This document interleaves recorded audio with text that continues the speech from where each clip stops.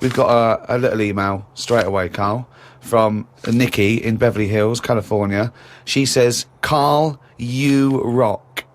I hate it when Ricky and Steve ridicule you. I checked out your picture.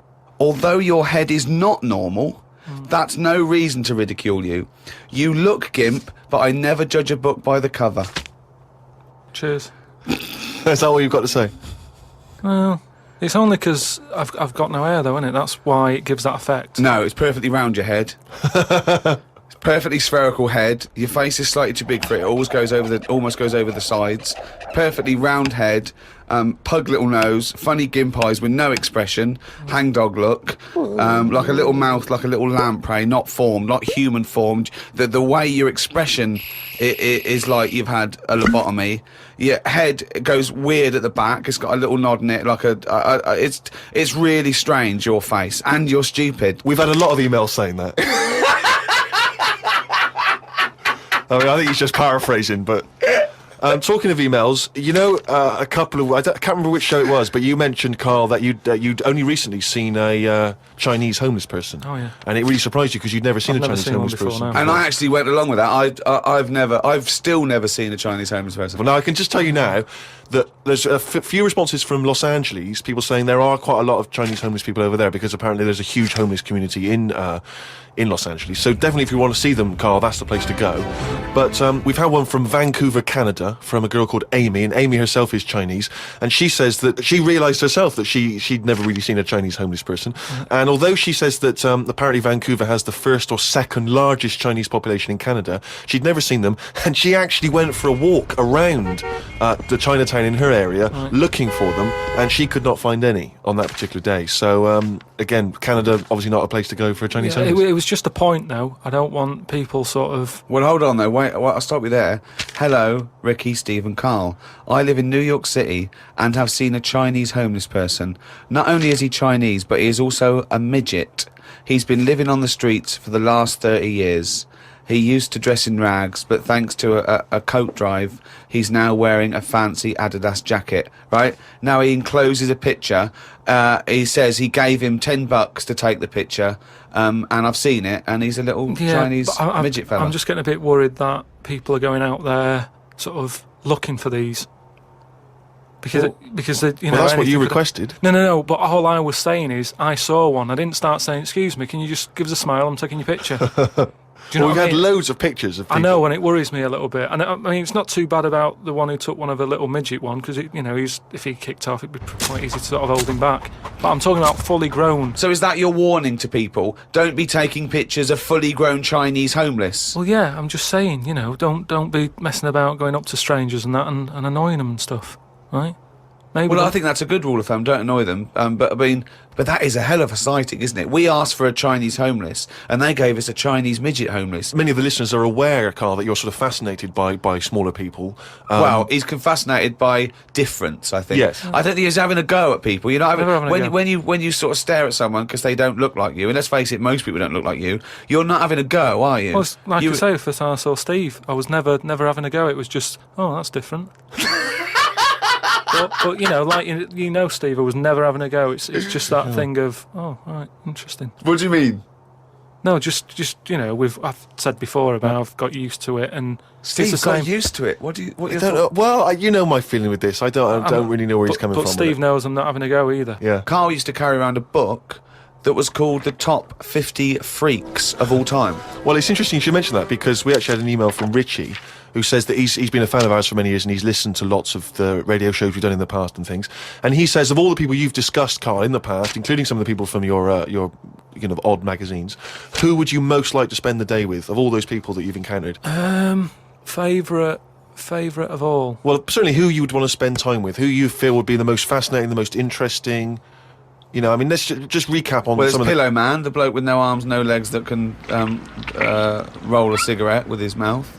Yeah. No, not impressed with him. That's not sufficient. What about the three-legged juggler? So hang on, let's just recap. This was a man with 3 legs? 3 legs, right. And it said his job, he became a juggler. Okay. Not using the gift that he'd been given. What you suggest? Anything. Running, swimmer.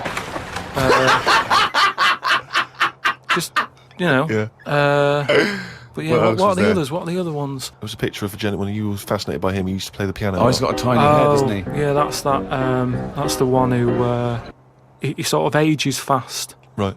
So like every other week he's having a birthday and stuff. And yeah, that was weird. He's not having a birthday every other week. His body's just aged, so as the appearance, his biology is sort of like he's 70, but he's only like 15. They don't have a birthday every week. You idiot. But yeah, I don't know about knocking about with one a long time though. That's Only for a day. I suppose it depends what I'm up to. Because if we're going out and about, the pillow man would just be a bit of a drag. Whereas if you're going for a walk across, the three-legged guy, ideal. So yeah. Lots and lots of people emailing just with questions for Carl. Just a couple of quick ones for you, Carl. Wendy says, if Carl had to eat the same dinner every day for the rest of his life, what would he eat? You see, it depends, doesn't it? I mainly eat just so I keep going. I'm not that bothered about because I don't really taste it anyway. I just shove it down.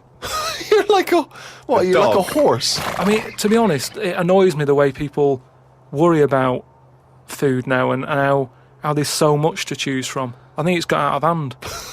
I'll watch. Any form of choice really worries you, doesn't it? No, you it's don't just, like choice. No, choice is good, but not too much. It's like with anything now. If you go into a toffee shop, there's like loads of different. Where are you going to find a toffee shop? You're in a fairy tale. Yeah. You're in a Dickens tale in the 19th century. You're in Shrek. And And you go into a toffee shop. What are you what's your talking point? about? You go into a toffee shop. What I'm saying, you go into a shop full of toffees. You've just come from the candlestick maker.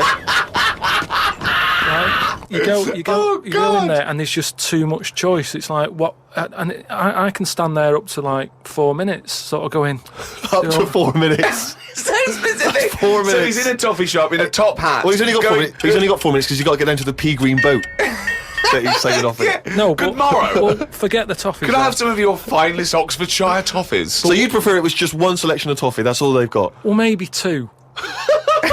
What I'm saying is, right, there's now too much choice. Whenever you get a menu in a restaurant, it's not like you don't just go, oh, right, what is there? Yeah, I'll have that. There's too much. It's like a book, and you look at it all. And then you've got to that point now that people are even taking a risk when they're eating. What do you mean? In Japan or China or something, they're eating that fish that if it's not cooked right, it can kill you. Right? Not worth the risk. And there's so many other fish. Yeah, I agree. Why Have mackerel, have a bit of cod or whatever. Yeah, As soon as there's a risk, take it off. Take it off I the menu. agree. I totally agree. Not worth it. We've got a fish that might or might not kill you. Well, is there anything that definitely won't kill you? Yeah, but a chicken won't kill you. I'll play safe then. I'll have that. I love that. I love the chicken. That's what I'm saying. But anyway, we were talking about sayings and that. Right? Stitching time saves 9. Don't. I'm never going to use that. I don't think anyway. Okay. Suzanne. You're never going to understand it fully, are you? Suzanne repairs me stuff anyway. It doesn't really matter. But what about the one? About the one in greenhouses and that? People who live in glass houses shouldn't throw stones. Well, I'm intrigued to know if he's fully got to grips with this. Just Okay. give us your explanation again of what you'd take that to mean. Well, just don't be chucking stuff about. Really? So, well, if that was it, they just say that. No, but that saying's been around a lot longer than we think. That's when people probably did live in basic glass houses and stuff. No, whoa, What they mean now? Who has ever lived in a glass house? So cavemen went from rock to a nice crystal structure, did they?